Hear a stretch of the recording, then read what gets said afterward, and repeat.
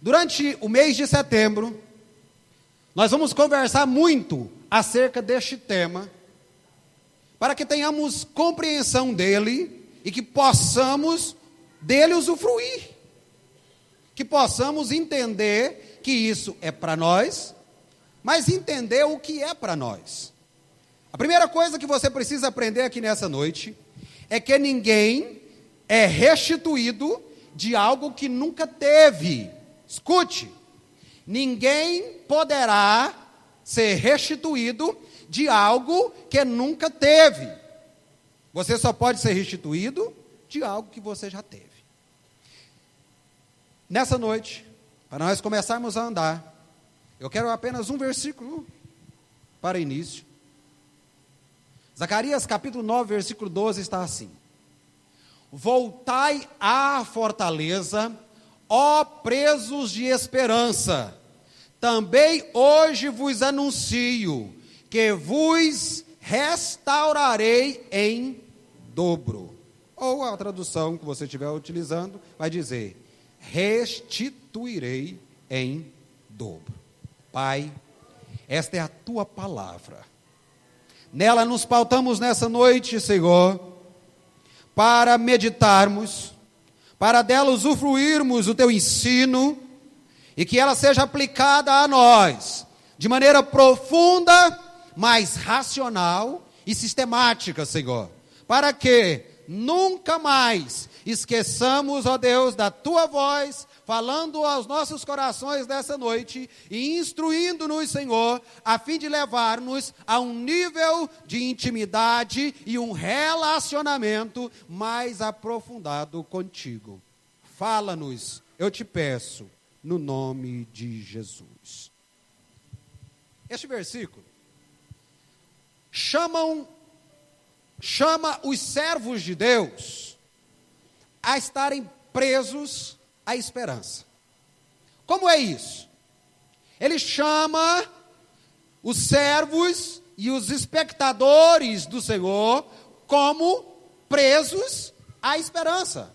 É como que alguém estivesse um grilhão entrelaçado nos seus pés, ou uma algema nas suas mãos, uma corrente ao redor do seu corpo. É a expectativa e é o direcionamento que o Senhor dá àquele que dele espera alguma coisa. Atrelar a si a esperança, se agarrar nela, estar preso à esperança. Que esperança é essa? A esperança da bendita expectativa de ser galardoado, restaurado e restituído pelo Senhor.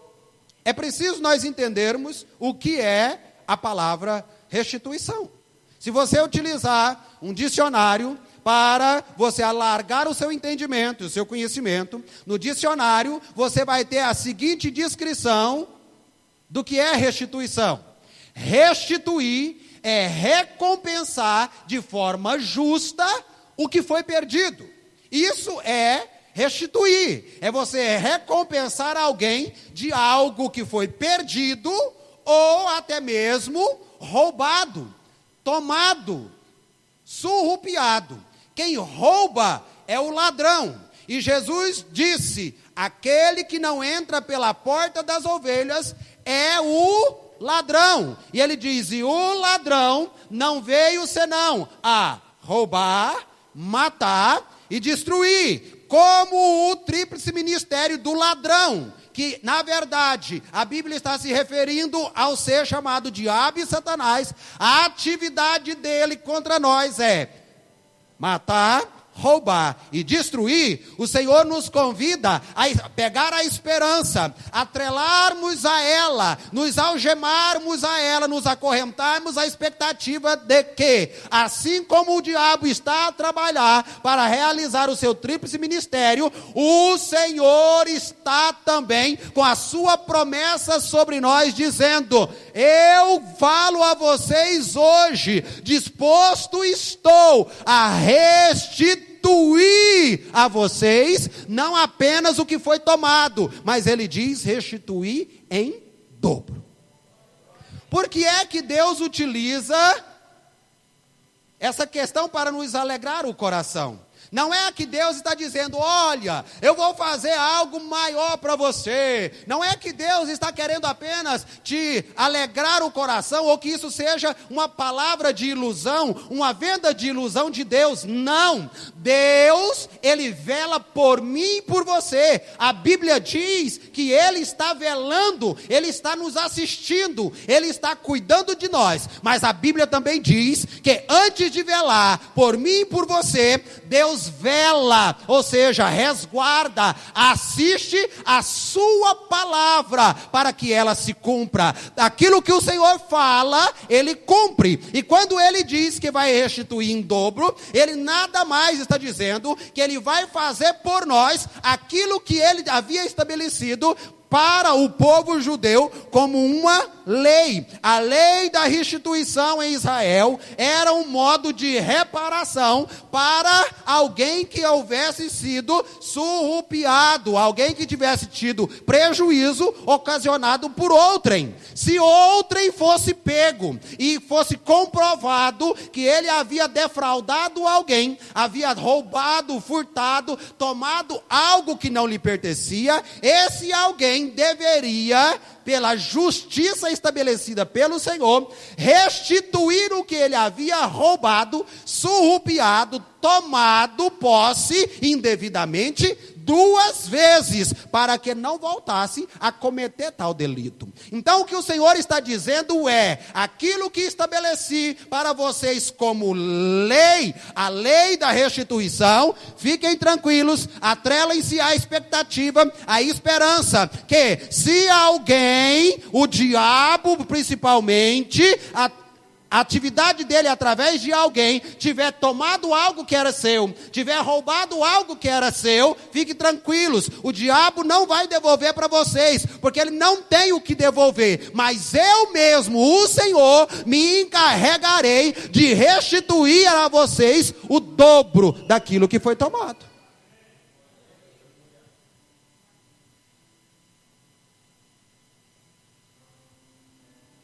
No Novo Testamento, nós temos a maravilhosa história e o relato de Lucas capítulo 19, em que Jesus está visitando a cidade. E o vídeo que passou aqui falou a respeito disso. Zaqueu era um homem de baixa estatura e ele queria ver o Senhor. Lucas 19, do 1 ao 10 diz assim, ó. Tendo Jesus entrado em Jericó, ia passando. E eis que havia ali um homem chamado Zaqueu, e era este o chefe dos publicanos, e era rico. E procurava ver quem era Jesus, e não podia, por causa da multidão, pois era de pequena estatura. E correndo adiante, subiu a um sicômoro para o ver, sicômoro era uma árvore, porque havia de passar por ali. E quando Jesus chegou àquele lugar, olhando para cima, viu-o e disse, Zaqueu, desce depressa, porque hoje me convém pousar em tua casa. E apressando-se desceu e recebeu-o alegremente. E vendo todos isto, murmuravam dizendo que entrara para ser hóspede de um homem pecador.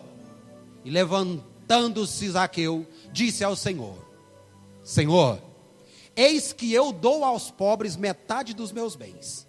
E se em alguma coisa tenho defraudado a alguém, o restituo quadruplicado. E disse-lhe Jesus, hoje veio salvação a esta casa, pois também este é filho de Abraão. Porque o Filho do Homem veio buscar e salvar o que se havia perdido. Esse relato do Novo Testamento, Jesus entra na casa de Zaqueu. Zaqueu era um homem mal visto na cidade, porque era um que, além de cobrar imposto para Roma, ele ainda oprimia o povo, colocava uma taxa superior, tirando para si um valor que não era devido que fizesse. E o povo o via como um defraudador, o via como um ladrão. E agora Jesus chega na cidade de Jericó, o povo tudo alegre porque Jesus chega, e Jesus vai entrar na casa de quem? Jesus vai se hospedar na casa de quem? Jesus vai se relacionar com quem? Com o ladrão da cidade. E agora o povo começa a questionar a questão de Jesus entrar naquele lugar e se relacionar com um pecador. Mas quando entra na casa de Zaqueu, Zaqueu mostra-se totalmente arrependido. E a sinceridade do seu arrependimento se evidencia em seu desejo imediato de fazer restituição a quem ele havia tomado. Quantos estão entendendo o que é restituição? Está entendendo mesmo? Pergunte ao irmão que está do lado. Tu está entendendo o que é restituição? Está entendendo? Que é a devolução justa de algo que foi tomado. Pois bem, a Bíblia tem um livro inteirinho, 42 capítulos, dedicados a contar um processo de perda e restituição em dobro na vida de um homem, um patriarca chamado Jó. Quantos já ouviram falar acerca de Jó? Quantos? Amém. Glória a Deus. Jó, capítulo 42, versículo 10, está escrito assim: E o Senhor virou o cativeiro de Jó, quando orava pelos seus amigos, e o Senhor acrescentou, ou restaurou, ou restituiu, em dobro, a tudo quanto Jó antes possuía. E essa noite, eu quero conversar com você um pouco acerca deste homem chamado Jó.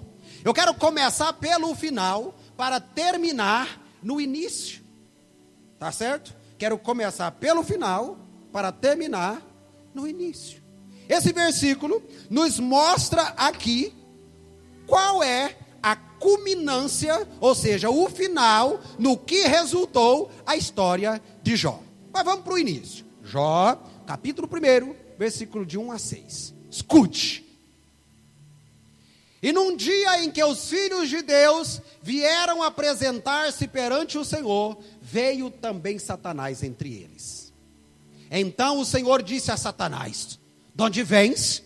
E Satanás respondeu ao Senhor e disse: de rodear a terra e passear por ela. E disse o Senhor a Satanás: observaste tu a meu servo Jó?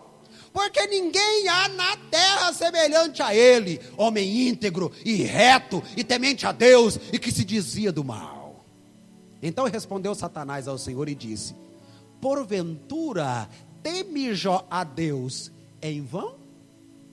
Porventura tu não cercaste de sebe a ele e a sua casa e a tudo quanto tem? A obra de suas mãos abençoaste, e o seu gado se tem aumentado na terra. Mas estende a tua mão, e toca-lhe em tudo quanto tem, e verás se não blasfema contra ti e na tua face. E disse o Senhor a Satanás: eis que tudo quanto ele tem está na tua mão. Somente contra ele não estendas a tua mão. E Satanás saiu da presença do Senhor. Aconteceu uma reunião. Eu quero acreditar e quero passar para você que essa reunião aconteceu no céu.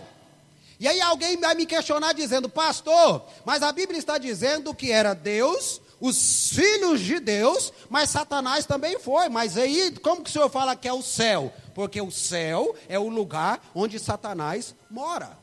A religião medieval transformou, então, a morada de Satanás como em um lugar baixo. Qualquer pessoa, desde criança, se você questionar onde é que Satanás mora, vai dizer, alguns vão dizer assim: lá embaixo, lá embaixo. Mas a Bíblia não diz isso. A Bíblia diz assim, ó: a nossa guerra não é contra a carne e nem contra o sangue, mas contra os principados e as potestades nas regiões celestiais. Como que é isso? Olhe para mim, eu preciso que você esteja atento nessa noite. Como é que se dá isso? Isso é simples de se entender. Certa feita, o apóstolo Paulo vai escrever, e ele diz assim, ó: conheço um homem que há 14 anos se em carne não sei, se em espírito também não sei, contemplou até o terceiro céu. Quantos céus? Quantos? 3, primeiro, segundo, terceiro. 1, 2, 3. Que céus são esses? Olha, o primeiro céu é o céu nosso. Meu, seu, das árvores, dos animais, é o céu atmosférico. É aquilo que está recluso dentro dessa estufa que a camada de ozônio faz sobre o planeta. Este é o primeiro céu que a gente aprende na escola, que é o céu atmosférico. O segundo céu, que é ao ultrapassar essa camada, onde estão os corpos celestes, Sol, Lua, todas as estrelas, planetas, todos os astros, galáxias, enfim, chamado de céu cósmico. E existe um terceiro céu, que é o céu do Senhor. O salmista diz: os céus são os céus do Senhor, a terra ele deu aos filhos dos homens. O primeiro céu é a nossa residência, nós estamos sob a sua tutela. O segundo céu, o céu cósmico, é aonde está o império estabelecido de Satanás. Lembra que Daniel começou a orar. Daniel disse ao Senhor que precisava de uma resposta, e ele começa a orar. 1, 2, 3, quantos dias Daniel orou? 21 dias, e ao 21º dia, vem um anjo do Senhor, a saber Gabriel, e diz: Daniel, desde o primeiro dia que aplicastes a orar, a tua oração foi ouvida, e eu fui comissionado a lhe trazer resposta, contudo, fui impedido no céu, pelo rei de Tiro. O Satanás impediu que o arcanjo Gabriel, que não é de briga, viesse trazer a resposta. Então Gabriel diz a Daniel: foi necessário que Miguel, um dos príncipes supremos, viesse em meu auxílio. Então cá estou, trazendo-lhe a resposta. Mas essa reunião acontece, independente de onde ela tenha ocorrido, a Bíblia diz que ela aconteceu. A reunião acontece, os filhos de Deus estão diante do Senhor, mas lá chega o carraspana. Toda festa tem o atrevido, né? E ele chega. Deus não o expulsa da reunião, mas o Senhor lhe questiona e diz assim, preste atenção no que eu vou te dizer aqui. O Senhor lhe pergunta: de onde você está vindo? E ele diz: estou vindo da terra. Estou vindo da terra, e eu estava passeando e caminhando por ela. E o Senhor diz: tu estava na terra, estava passeando por lá, caçando o que se não perdeu, E você tem visto lá na terra o meu servo Jó? Tem visto lá na terra o meu servo? Homem diferenciado, temente a Deus, íntegro, que se desvia do mal. E o diabo então vira para o Senhor e diz: por um acaso Jó te serve em vão? Irmãos, eu quero te falar algo aqui nessa noite, e quero fazer você entender o que o diabo está dizendo aqui, nessas suas palavras. Ele faz duas insinuações. A primeira insinuação que ele faz ele insinua que Deus precisa subornar as pessoas. Quando o Senhor fala para ele: você tem visto o meu servo, como ele é íntegro, como ele teme a Deus, como ele se desvia do mal, ele responde para o Senhor: mas ele não faz isso em vão. Por um acaso você não cercou ele de bens e o seu gado não é tanto? O diabo insinua que Deus precisa subornar as pessoas para que elas o adorem. O Satanás está insinuando que ninguém adora a Deus por quem Deus é, mas apenas por aquilo que Deus dá. Ele é cínico, ele é atrevido. Ele chega diante de Deus, sem ser convidado, no meio dos filhos de Deus, e fala: você suborna as pessoas, e é por isso que elas te adoram. Você compra adoração, você cerca elas de saúde, de bem, de prosperidade, só de coisas boas. Então, fazendo isso, você está comprando adoração. Mas ele não para por aí. Ele faz uma segunda insinuação. Porque ele insinua que Jó serve a Deus por interesse. Ele diz que Deus suborna a adoração.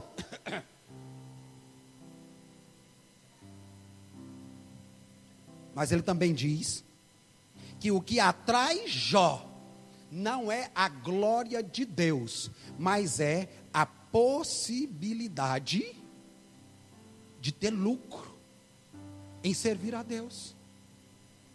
E a sua insinuação, ela continua viva ainda hoje. Ela ainda continua. Quando ele faz, está comigo? Está comigo aqui? Está comigo? Está ligado? Fica ligado. Quando ele faz essas duas insinuações, ele levanta duas teses. Diga comigo, duas teses. Não, acorda quem está do lado aí. Fala para ele, aguenta firme. Aguenta firme. Fala comigo, duas teses. Só as mulheres digam comigo, duas teses. Agora os homens digam, duas teses. O diabo, ao fazer essas duas insinuações, ele levanta duas teses. Qual é as teses? A primeira tese: ninguém ama mais a Deus do que o dinheiro. É uma tese. Ele quer criar isso diante de Deus. Ele diz: ninguém ama mais a Deus do que ao dinheiro. O diabo está dizendo: qualquer pessoa ama a Deus se Deus lhe der dinheiro, mas sem dinheiro ele não ama a Deus. E a segunda tese que ele levanta é a seguinte: ninguém ama mais a Deus que a família. Meus irmãos, essa história agora começa a tomar uma direção doída. Porque se a gente lesse aqui o versículo 12, nós iríamos ver o Senhor dizendo: pode tocar tudo o que ele tem, menos a vida. Pode tocar tudo o que ele tem, só não toca-lhe a vida. Mas o que eu quero pegar aqui nesse momento é a questão pode. Talvez a sua tradução bíblica vai dizer: tudo que ele tem está em seu poder, para você fazer o que você quiser. Quando o Anderson, Deus diz assim: você pode tocar tudo o que ele tem, mostra que Satanás anda sob um rígido controle. Satanás age e move sob um rígido controle. E quem dá esse controle é Deus. O diabo está sob controle de Deus. Você não entendeu, mas eu quero te explicar melhor aqui nessa noite. É preciso que você compreenda isso.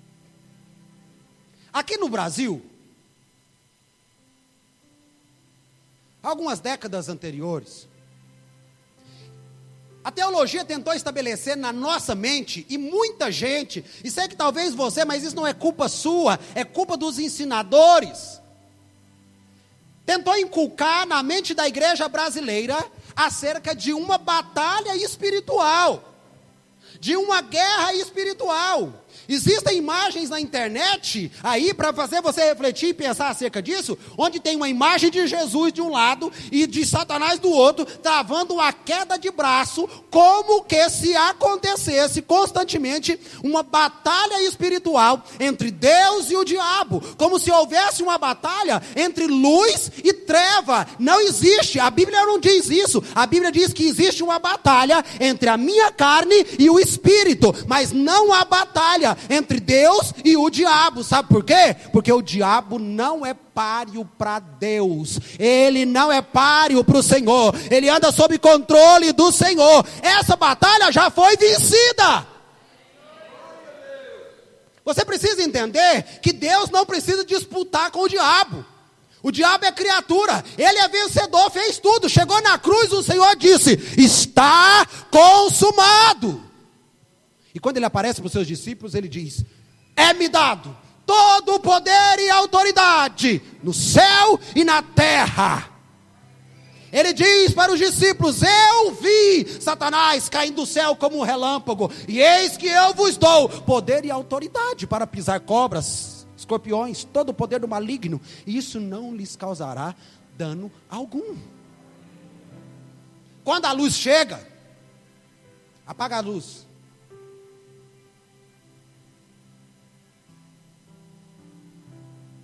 Só faltou um, né, João? Não precisa apagar aqui não. Treva. Treva é alusão ao comando do diabo. Acende a luz. Acende a luz. Teve resistência? Houve alguma resistência? Você viu alguma briga da treva dizendo, aqui eu não saio e daqui ninguém me tira? Teve essa resistência? Não, automaticamente a luz expurga as trevas. É preciso que você comece a entender que o diabo entrou na vida de Jó. Ele começa a agir negativamente, a surrupiar o que é de Jó. Mas só depois de um pode do Senhor. Na sua vida, o diabo não toca. Só se o Senhor disser, pode. Do contrário, ele foi colocado do lado de fora.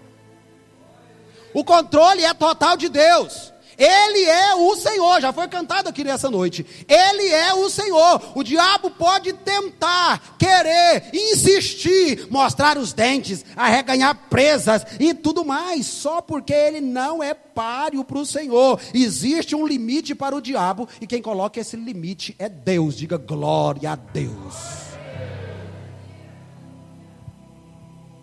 O diabo não faz nada contra mim, porque eu sou dele. A Bíblia diz assim, João escreveu e disse, o que é de Deus não peca, e o diabo não lhe toca. Pode tentar fazer o que quiser. A treva, o diabo, seus comissionados, podem fazer o que quiser, mas só se o Senhor permitir. E eu sei que Ele não vai permitir nada na sua vida. Vou dar um exemplo aqui para vocês da minha família aqui, porque eu tenho liberdade para fazer, que se for de outro eu não fazia. Outro dia me ligaram, a gente estava aqui assistindo um filme. O Anderson e a Helenice nos chamou e disse, nós estávamos aqui na chácara, tem uma macumba aqui. Tem uma macumba aqui, cara. Tem vela, tem farofa, tem um tanto de trem, tem tal. E eu gosto desses trem, né? Eu gosto de ver trem, entender e tal. Sou especialista em macumba. Bato o olho na macumba. Eu li uns livros do Edir Macedo aí, eu aprendi muita coisa com ele, sabe? E tal. Eu sei o que quer dizer. Cheguei lá, a macumba é para matar. Vela preta, grande assim, grossa, né, Pedro Henrique? Vela roxa, o que mais que tinha? Farofa, vela vermelha, pimenta malagueta. Moeda, dinheiro, eu mexi na farofa ali, né, e tal. Cheio de dinheiro. A intenção de quem fez é para ocasionar morte, com requinte de crueldade, com sofrimento, algo relacionado a dinheiro. Vocês morreram? Não? Morreu não? Mesmo? Você está certa disso? Que vocês não morreram? E nem morre. Porque quando o Senhor diz não, é não. Para Ele fazer, só se o Senhor deixar. Deus é mais. Ele é maior. O diabo levanta as suas 10 teses. Perdão, 2. Só porque agora um mito cai. Porque o diabo diz, ninguém ama mais a Deus do que o dinheiro. Ninguém ama mais a Deus do que o dinheiro. Só porque se você pegar a sua Bíblia, e você abrir a sua Bíblia, no capítulo 1 de Jó, nós não temos tempo aqui hoje, no capítulo 1 de Jó, no versículo 8, você vai ver escrito que Jó era o homem mais temente a Deus que existia na sua época. Era o homem que mais adorava, temia, servia a Deus. Mas nesse mesmo capítulo 1, no versículo 3, se você ler, lá está escrito que Jó era o maior do Oriente. Ou seja, ele era o mais rico. E aqui cai um problema, olha para mim. Olha aqui para mim. Não existe problema nenhum em ser rico. Diga glória a Deus. Não existe problema em ser rico. Aqui cai esse mito. Até um tempo atrás, acreditava-se que quanto mais pobre, miserável, feia a pessoa fosse, mais perto de Deus, melhor relacionamento com Deus ela tinha. Juvenal, hoje a gente estava na beira do rio lá e ele falou um negócio que é o que eu quero citar aqui nesse instante, um texto que Jesus disse. Jesus falou assim: é mais fácil um camelo passar pelo fundo da agulha do que um rico entrar no reino dos céus. Olha o que Jesus está dizendo. Mas em seguida Jesus diz assim: porém, aquilo que é impossível aos homens é possível a Deus. Jó derruba a tese do diabo. Sabe por quê? O problema não é ter dinheiro no bolso. O problema é ter dinheiro no coração. Pega isso para a sua vida. Deus não vê problema algum em você ter dinheiro no bolso, ter uma conta bancária recheada. O problema é quando o dinheiro vem para o coração. E o diabo diz: ninguém ama mais a Deus do que ao dinheiro. Tira o dinheiro e você vai ver o que acontece. O que aconteceu? No mesmo dia, tudo que Jó tinha foi consumido, roubado, surrupiado. Ele perdeu tudo, caiu do status do maior, do mais rico, para o mais pobre, num dia. Ele quebrou, já pensou? O bilionário de sua época, no mesmo dia que ele está bilionário, de repente só chega a notícia: ó, sabe aquilo que você tinha? Sei. Chega outro: ó, sabe aquilo que você tinha? Sei. Virou fumaça, virou ninja, desapareceu tudo na poeira, na fumaça. Você agora não é mais o mais rico, você agora é o mais pobre. É? É. E o diabo levanta a segunda tese: ninguém ama mais a Deus do que a família. Mexe na família dele para você ver se ele continua te amando. É. Solta a peia do filho, deixa o filho se afastar da igreja, para ver se ele continua firme lá no propósito. Solta a peia do marido, para ver se ela ainda continua sendo uma mulher de oração, para ver se ela continua dando testemunho, se ela continua algemada à esperança da restituição. Mexe na família e você vai ver o que vai acontecer. E Deus diz: pode. Enquanto Jó está se recuperando ainda da notícia de que de bilionário ele agora é necessitado, chega a notícia: seus 10 filhos estavam numa mesma casa. A casa caiu. A casa caiu. Morreu todo mundo. Você pensa o que é para um pai chegar do velório dos seus 10 filhos? Pensa o que é para um pai chegar em casa, depois de estar no cemitério, e enterrar os seus 10 filhos no mesmo dia. O diabo diz: agora ele vai se mostrar, porque não tem alguém que ame mais a Deus do que ao dinheiro. E mesmo que tenha, não tem ninguém que ame mais a Deus do que a sua família. No mundo espiritual estava acontecendo algo que pode estar acontecendo na sua vida. Você acredita no mundo espiritual? Creio que sim, porque senão você não estaria numa igreja. No mundo espiritual, Demi, estava acontecendo um negócio. O diabo veio colocar tese e apontamento sobre Jó. E Deus estabelece um advogado, pastor. Deus estabelece um advogado para Jó. Quem é o advogado que Deus estabelece para Jó? Quem? Ele mesmo. Sem que ele soubesse de nada. Sem ser comunicado de nada. Sem ter prévia comunicação, Deus estabelece o próprio Jó por seu advogado. Deus diz assim para o diabo: pode ir, toca tudo o que ele tem, menos a vida. E vamos ver como é que ele vai se defender dessa situação.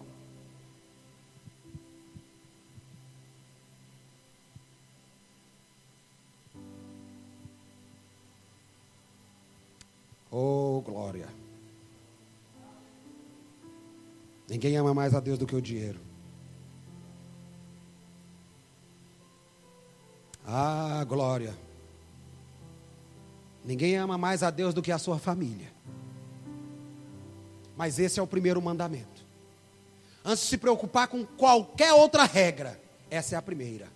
Amarás o Senhor teu Deus, toda a tua alma, toda a tua força, de todo o teu entendimento e com todo o seu coração. Mas ninguém ama. Naquele dia terrível, aquele dia violento e abusivo contra Jó, ao chegar do enterro dos seus filhos, Jó capítulo 1, versículo 20, 21 e 22. Alamacanturianda labás. Oremi canta lá. Então Jó se levantou e rasgou o seu manto e rapou a sua cabeça e se lançou em terra e adorou. E disse: nu saí do ventre da minha mãe, e nu tornarei para lá. O Senhor, o Deus, e o Senhor tomou. Bendito seja o nome do Senhor. E Deus está lá.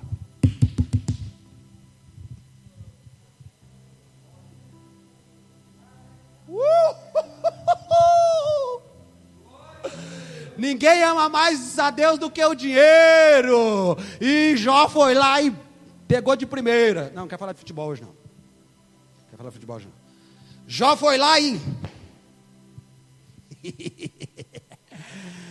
o dinheiro foi Deus que me deu. O diabo só faz o que Deus permite que ele faça. Então Deus deu, Deus tomou. Quer saber do negócio? Louvado seja o nome do Senhor. Aqui nessa noite tem pessoas que também têm que bater na cara do diabo, mas tem pessoas que já estão batendo na cara do diabo, dizendo: se eu tiver dinheiro, eu adoro o Senhor, mas se eu não tiver, eu continuo adorando o Senhor. Tem alguém aqui nessa noite que também não é o dinheiro que te motiva a adorar o Senhor? Cadê os que não são motivados pelo dinheiro? Mas tem gente aqui nessa noite também que é como Jó. Amo minha família. Amo a minha família.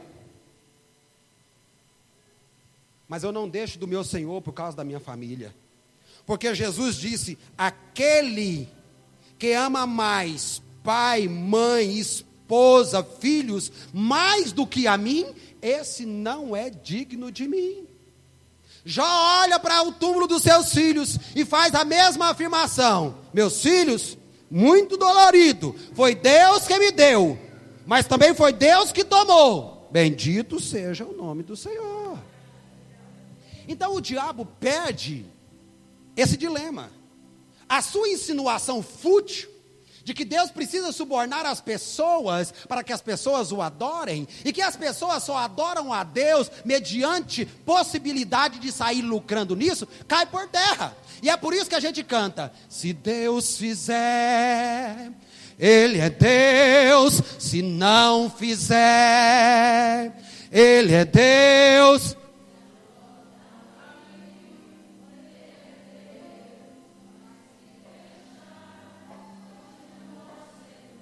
Se a doença vier, se curado eu for,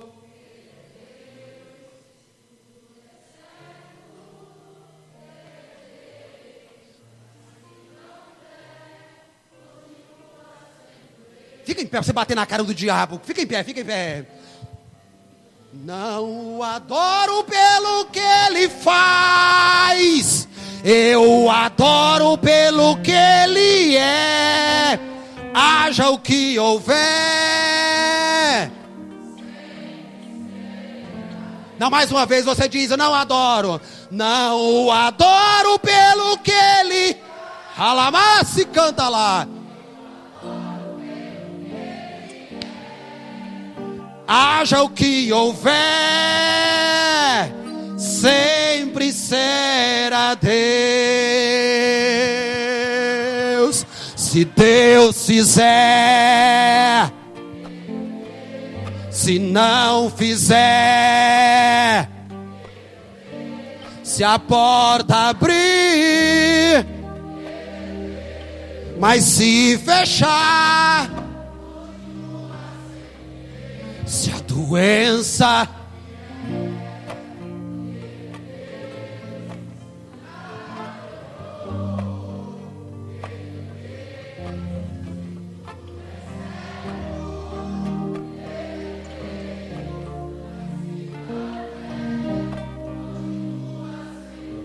Levante as suas mãos, levante as suas mãos.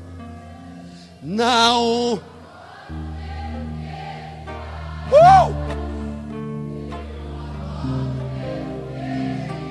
Oh, glória! O quê? Agora para terminar com tudo, com tudo. Não o adoro pelo que ele faz.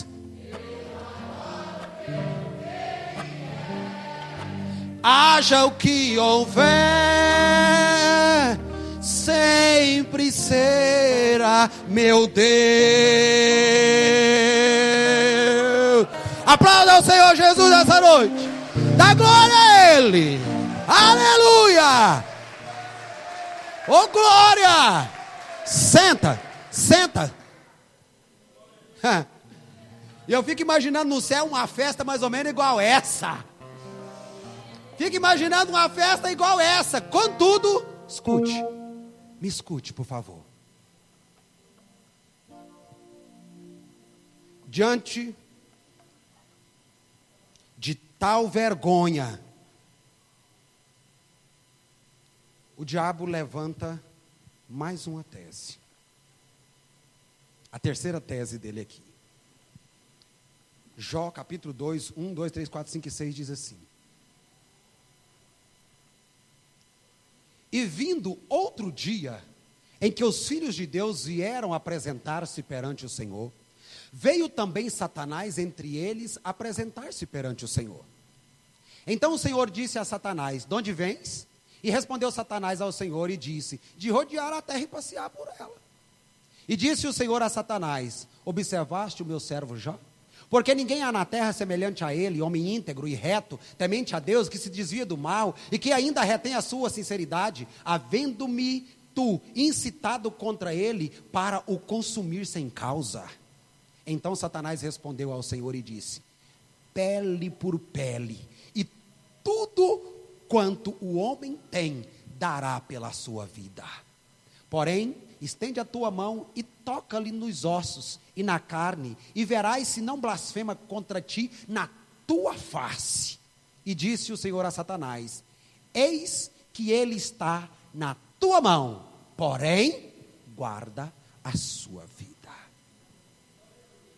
Satanás agora levanta, pode voltar agora, João, naquele. Levanta a terceira tese. A terceira tese dele é: ninguém ama mais a Deus que a si mesmo. Ele pode amar mais a Deus do que o dinheiro. Ele pode amar mais a Deus do que a sua família. Mas ninguém ama mais a Deus do que a si mesmo. Pele por pele.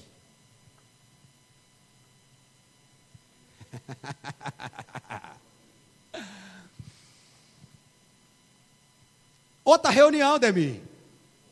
Lá vem ele de novo, igual. O Senhor pergunta a ele: de onde você vem? E ele diz: eu venho de lá da terra, passear por ela e rodear. O diabo está dizendo: eu continuo fazendo a mesma coisa, eu não paro de fazer a mesma coisa, estarei sempre fazendo a mesma coisa. O que a Bíblia nos ensina com isso é aqui, ó. Ó. Olho aberto, irmão. Cuidado, irmão, porque ele continua fazendo a mesma coisa. E agora ele vem e o Senhor diz: você viu Jó? Você viu Jó? Você me incitou, seu sem vergonha, a judiar dele sem causa, mas ele continua íntegro, temendo a Deus e desviando do mal. Ele diz: ninguém ama mais a Deus do que a si mesmo, não. Toca nele, adoece ele, deixa ele sentir dor, deixa ele sentir dor. Você vai ver se ele não blasfema de você na sua cara. Ele vai vir diante de você, tu pensando que ele vai te adorar, ele vai blasfemar de você, porque ninguém ama mais a Deus do que a si mesmo.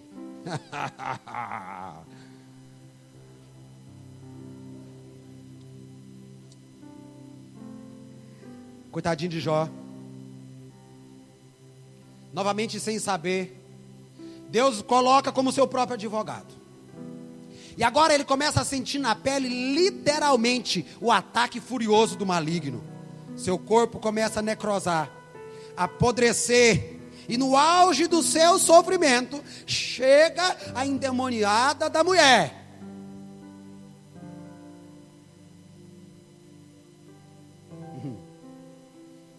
Chega a mulher. Jó 2:9. Então sua mulher lhe disse: ainda retens a tua sinceridade? Amaldiçoa a Deus e morre. E eu fico vendo o chifre, né? Capeta não tem chifre não, mas eu fico vendo o chifre nela. Mas não foi Jó que colocou. Você está entendendo o que eu estou querendo dizer aqui? Está entendendo o que eu estou querendo dizer?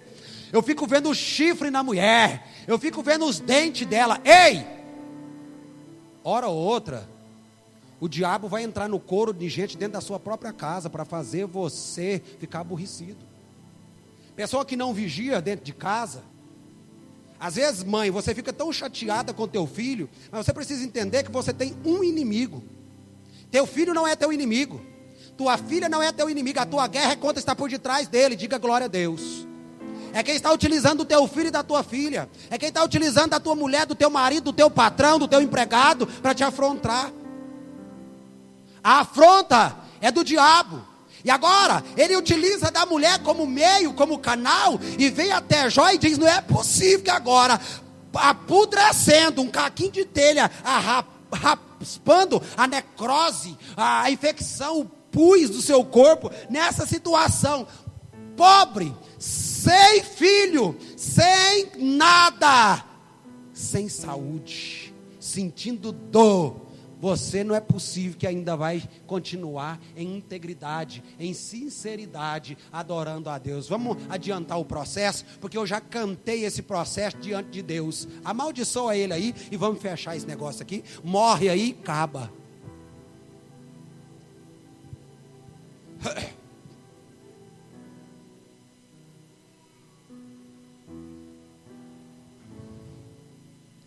Mas Jó não desce a guarda. Jó não baixa a guarda. E ele agora começa a destruir essa terceira tese. Jó 2:10. Ele começa a destruir dizendo: porém ele disse: como fala qualquer doida, falas tu. Receberemos o bem de Deus e não receberíamos o mal? Em tudo isto não pecou Jó com os seus lábios. Ele continua crente. Olha aqui para mim.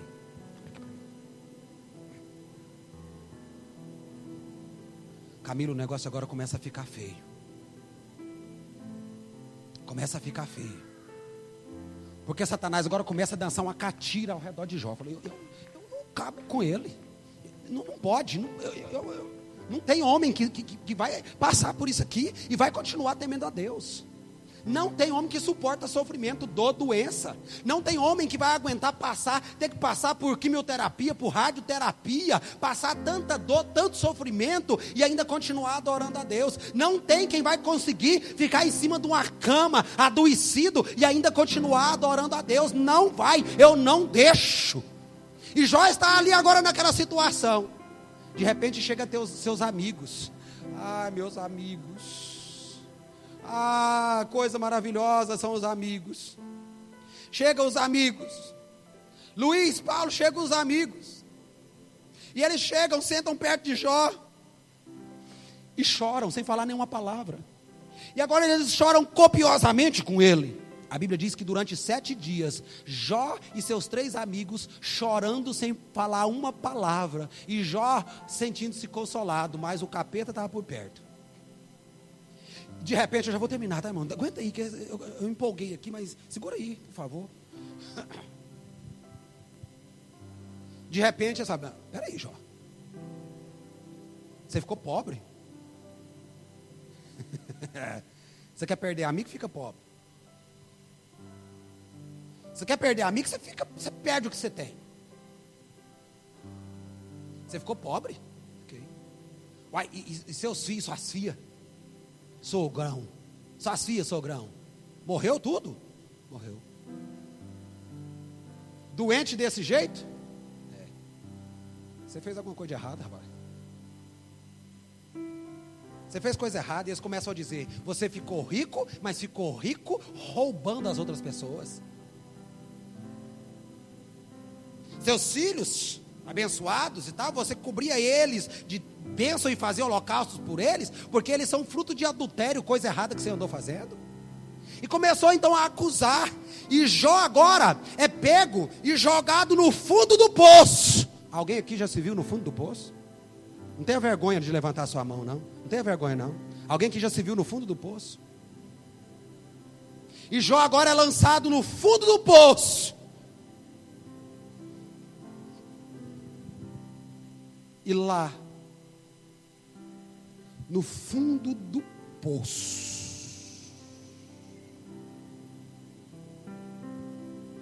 Jó começa a fazer perguntas para Deus. 34 perguntas está registrado no livro que ele faz para o Senhor. 16 vezes ele vai diante do Senhor, Pedrinho, e fala assim: por que o Senhor não me mata de uma vez? Pode encerrar, Senhor. Eu não estou mais com expectativa de nada, não. 16 vezes, e lá no fundo do poço, sem ver saída, expectativa. Porque quem chega no fundo do poço só tem uma alternativa. Olhe para mim. Quem chega no fundo do poço só tem uma alternativa.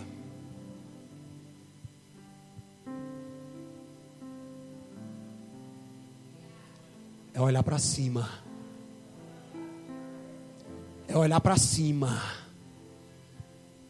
E sei que se você já esteve no fundo do poço, o Senhor te levou lá só para esse processo, para que lá do fundo do poço você não tivesse ninguém do lado, não tivesse saídas laterais. A única saída que você pudesse encontrar é nele, e pudesse olhar para o Senhor. E então, ali do fundo do poço, aquela esperança que nós vimos o profeta Zacarias dizer no capítulo 9, começa a alimentar o coração de Jó. E ele começa a se recordar do Senhor e alimenta a esperança. E então ele profere Jó 19, 25. Porque eu sei que o meu Redentor vive e que por fim se levantará na terra. Jó está dizendo: eu estou passando o que eu estou passando, mas eu sei que Deus está no controle da situação. Estou passando o que estou passando, mas Ele está comigo. Quando Jó então reacende a fé e a esperança em seu coração, o Senhor quebra o silêncio. E agora o Senhor quebra o silêncio e começa a falar com Jó, a partir do capítulo 38. Deus quebra o silêncio e começa a falar, mas não para responder o questionamento que Jó lhe faz, não para responder as 34 perguntas que Jó lhe fez, mas Deus agora começa a falar com Jó, e começa a lhe fazer algumas perguntas, e eu vou te mostrar apenas a primeira.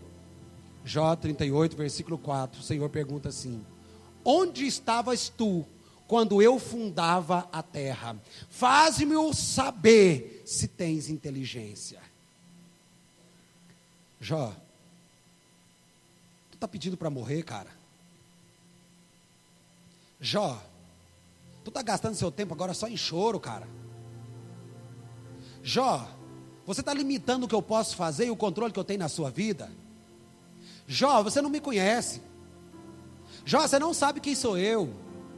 Jó, fala um negócio para mim. Aonde é que você estava enquanto eu estava criando a terra? Quem é você, Jó? Que poder você tem? Aonde é que você estava enquanto eu estava criando e lançando os fundamentos de toda a criação? Essa é a pergunta. E Deus faz 70 perguntas para Jó, sequenciadas, uma atrás da outra. E Jó não pode responder nenhuma. E eu encerro. Jó 42, versículo 2. Ao pensar nas perguntas de Deus, a começar a entender o que estava acontecendo e que Deus estava no controle e que Ele não abandona os seus, Jó diz: bem sei eu que tudo podes e que nenhum dos seus propósitos pode ser impedido. Jó agora fala uma das coisas mais lindas que tem na Bíblia Sagrada. Jó, minha filha, atesta e diz assim: antes disso que eu passei, eu te conhecia de ouvir falar, mas agora eu te vejo com os meus olhos. E quando Jó diz, agora os meus olhos te veem, ele diz, vendo o Senhor, eu sei que tudo podes. Deus pode tudo na sua vida. Valmilton, recebe essa palavra aí.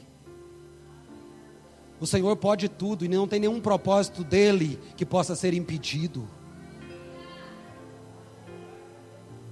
Rubinho, recebe essa palavra aí, meu filho. Deus. Não tem nada, nenhum propósito do Senhor que pode ser impedido. Ninguém impede o agir do Senhor. Ninguém, ele fala assim, ó, ainda antes que houvesse dia, eu era. E não tem quem possa fazer escapar das minhas mãos, porque operando eu, quem impedirá? E agora eu termino onde eu comecei. Jó 42, versículo 10. É fácil, filho? Senão pode deixar. E o Senhor virou o cativeiro de Jó, quando orava pelos seus amigos. E o Senhor acrescentou em dobro tudo quanto Jó antes possuía. Esse é o Deus da restituição. Este é o Deus da restituição. Este é o Deus que devolve tudo o que lhe foi roubado, surrupiado, tirado. Ele não te abandona. Mas ei, a palavra que eu quero que você guarde com você para essa semana é: Deus pode ter estabelecido você mesmo como seu próprio advogado diante das acusações do diabo. Como você está reagindo? O que você está falando? O que você está fazendo? Muda imediatamente. No final dessa provação, Deus vai virar o cativeiro. No final desse processo, Deus vai mudar tudo. Deus vai transformar tudo. E Ele vai te restituir tudo em dobro. Diga glória a Deus.